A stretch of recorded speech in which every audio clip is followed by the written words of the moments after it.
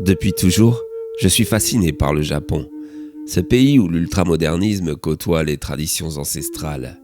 C'est si contradictoire et pourtant tellement complémentaire.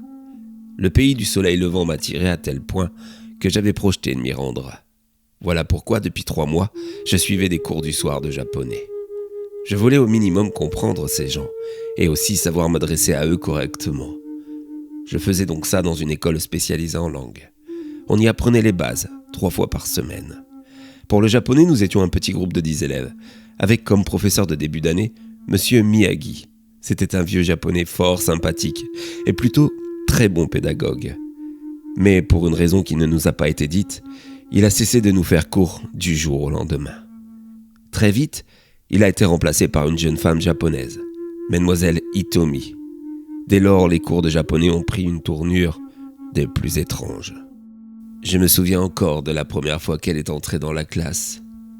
Elle était petite, menue, habillée d'un tailleur strict et d'un chemisier blanc transparent qui allait si bien avec son teint laiteux. Ses longs cheveux noirs, ses yeux marrons profonds, ses petits seins qui pointaient à travers son chemisier. Je puis vous assurer que d'ordinaire je ne suis pas le genre d'homme à me mettre dans ces états face à une jeune femme. Mais là, pour une raison que je n'ai compris que bien plus tard, je me suis senti irrésistiblement attiré par cette Hitomi. Un coup de foudre sans précédent, une envie charnelle qui envahissait toutes les fibres de mon corps. Et je n'étais pas le seul. Aussi incroyable que ça puisse paraître, aucun homme du cours ne semblait être en mesure de lui résister. C'était si étrange. Et ça s'est amplifié lorsqu'elle s'est adressée à nous. Elle avait une voix envoûtante, si douce et mélodieuse, avec une pointe de sensualité. C'était comme si le temps s'arrêtait. On a bu ses paroles tout au long du cours, sans que son emprise ne baisse sur nous. Quand celui-ci fut terminé, je n'avais qu'une seule hâte, être au suivant, pour retrouver la jolie Hitomi. En une semaine, elle avait bouleversé le contenu du cours. Les 4 filles du groupe ont cessé de venir. Il ne restait plus que nous 6.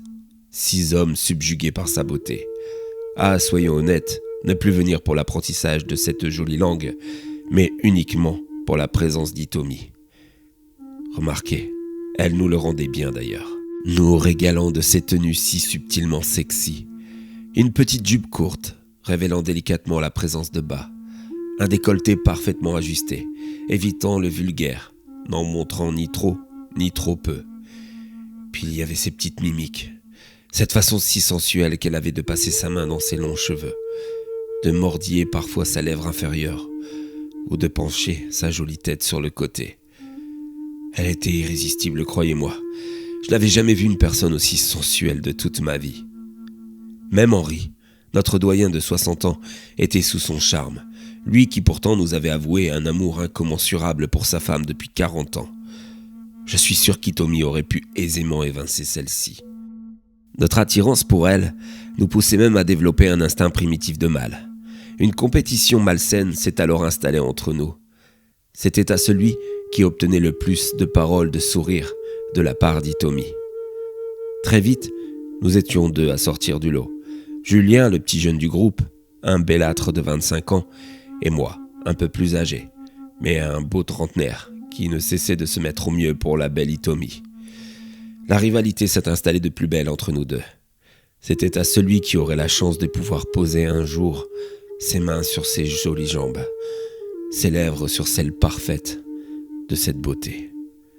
Ce n'est que la 2e semaine que finalement, j'obtenais un rendez-vous avec Hitomi. Elle m'invitait chez elle, à prendre un verre. Autant vous dire que j'étais aux anges. J'avais bien sûr envie de hurler mon bonheur, d'aller narguer mon rival, mais elle m'avait demandé une grande discrétion. Alors j'ai tout gardé pour moi. Lorsque je suis arrivé à l'adresse qu'elle m'avait donnée, j'étais subjugué par la beauté de l'endroit. Elle vivait dans une maison traditionnelle japonaise dont j'ignorais l'existence. Un endroit aussi beau que celle qui y vivait. C'était incroyable. Je suis entré, guidé par la voix d'Hitomi, qui me proposait de me diriger dans le salon. Elle se trouvait à l'étage et prétextait se préparer pour moi. J'arrivais donc dans son salon, une pièce un peu plus moderne que le reste de la maison, où m'attendait sur le canapé mon rival, Julien. Qu'est-ce que tu fous ici, toi? La même chose que toi. Mais pourquoi nous a-t-elle invités tous les deux? J'en sais rien. Peut-être qu'elle aime le plan à 3? Quand tu vois comment elle nous aguiche. C'est quand même bizarre ce truc, non? C'est bon, fais pas t'en coincer, oh. En tout cas, avec ou sans toi, je vais me la taper, cette coquine. Ouais, c'est louche quand même. Attendons de voir ce qu'elle veut vraiment. Malgré le côté étrange de la situation, nous étions tous deux impatients de la retrouver. Et là, elle nous est apparue. Elle portait un kimono en soie traditionnel. Ses cheveux étaient attachés. Elle était resplendissante. Elle nous fit son plus beau sourire. Puis elle laissa tomber le kimono pour nous apparaître nus. Son corps était si parfait. Chaque ligne de celui-ci était une ode à la féminité. Ses petits seins fermes, ses hanches légèrement arrondies, ses longues jambes fines et son sexe parfaitement épilé, devenant l'objet obscur de mon plus profond désir. Elle s'adressa alors à nous, nous expliquant qu'elle allait tester nos connaissances en japonais, que celui qui gagnerait aurait le droit de passer la nuit avec elle et de lui faire tout ce qu'il voulait. J'ai souri. Je savais que j'étais meilleur que Julien. Pour moi, c'était déjà dans la poche. Dans quelques minutes, j'allais enfin pouvoir toucher ce corps si parfait. Pourtant, contre toute attente, et malgré le fait que j'ai battu Julien, c'est lui qu'elle a choisi, m'expliquant que j'étais meilleur que lui en japonais, mais qu'il était bien plus sous son emprise que moi qui arrivais à étudier en sa présence. Je me suis fait avoir comme un bleu. J'étais dépité. Je les ai vus s'éloigner, main dans la main. Julien me lança alors un dernier sourire avant de disparaître derrière la porte de ce que je supposais être la chambre. Je suis sorti dégoûté et je suis rentré chez moi, à pied, écœuré d'avoir échoué aussi près du but. Alors que je traînais en chemin, je fis la rencontre de Monsieur Miyagi. « Monsieur Miyagi ? Vous allez bien ? Mais pourquoi vous avez arrêté les cours sans rien nous dire ?» Je n'ai rien pu faire. Cet Hitomi a fait du gringue au directeur de l'école. Il m'a sommé d'arrêter du jour au lendemain. Pardon ? Mais pourquoi donc ? Daniel, il faut que tu cesses les cours. Toi aussi tu es sous son emprise. C'est dangereux. Dis-le aux autres aussi. Dangereux ? Mais pourquoi ? Je ne comprends pas, Monsieur Miyagi. Dites-moi qui est cet Hitomi ? Elle est une créature démoniaque ancestrale, japonaise. Elle est Jorogumo. C'est une araignée géante qui prend la forme d'une jeune femme irrésistible pour attirer les hommes dans sa toile et les vider de leur corps. Mais qu'est-ce que vous me racontez là ? C'est vraiment n'importe quoi. Daniel, as-tu déjà désiré une femme autant qu'elle ? Non, je dois bien l'avouer, mais... C'est son pouvoir. Elle est irrésistible pour nous les hommes. Et elle se nourrit de nous. Elle va en manger un, puis elle disparaîtra. Mais non, c'est pas possible. Oh mon Dieu, Julien. Quoi, Julien ? Il est avec elle ? Oui, c'est lui qui a eu les faveurs de son lit. Alors tu ne peux rien pour lui. C'est trop tard.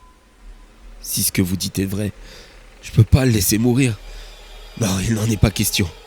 Merci, Monsieur Miyagi. J'ai couru jusqu'à la maison d'Hitomi. Et je suis rentré discrètement dans celle-ci. Je me suis dirigé vers la chambre, où ils étaient pénétrés tous les deux, main dans la main. J'ai entrouvert la porte, et là, ce que j'ai vu m'a fait trembler de tout mon être. C'était une pièce immense, avec une toile d'araignée gigantesque. Dessus, il y avait une araignée énorme, avec la tête d'Hitomi. Julien était dans un espèce de cocon de toile. Il était conscient mais ne bougeait plus. De la bouche d'Hitomi est sorti une espèce d'immense crochet qui s'est alors planté dans la tête de Julien. Il y eut un bruit horrible de succion. J'ai vu le corps de ce dernier devenir tout mou, se vider de tous ses os, de tous ses organes internes. Elle avait aspiré tout ce qui composait celui-ci.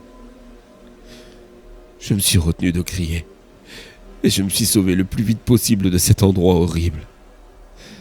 Le lendemain matin, la presse locale faisait sa couverture avec le cadavre d'un jeune homme dans un état inexplicable. Il ne restait plus rien de son corps à part son enveloppe de peau. J'étais pétrifié. J'aurais voulu raconter à la police ce que j'avais vu, mais je serais passé pour un dingue. Depuis, la maison d'Hitomi a disparu. Je suis retourné voir Monsieur Miyagi. Il m'a alors rassuré. Oh, Daniel, je suis tellement désolé pour Julien. Il ne méritait pas ce sort. Mais c'est fini. Hitomi est partie. Elle ne reviendra plus. Elle va aller se nourrir ailleurs. C'est horrible. Vous saviez pour cette Hitomi? J'en avais entendu parler dans ma jeunesse, quand je vivais au Japon. Mais je n'y croyais pas vraiment. Malheureusement, ça existe.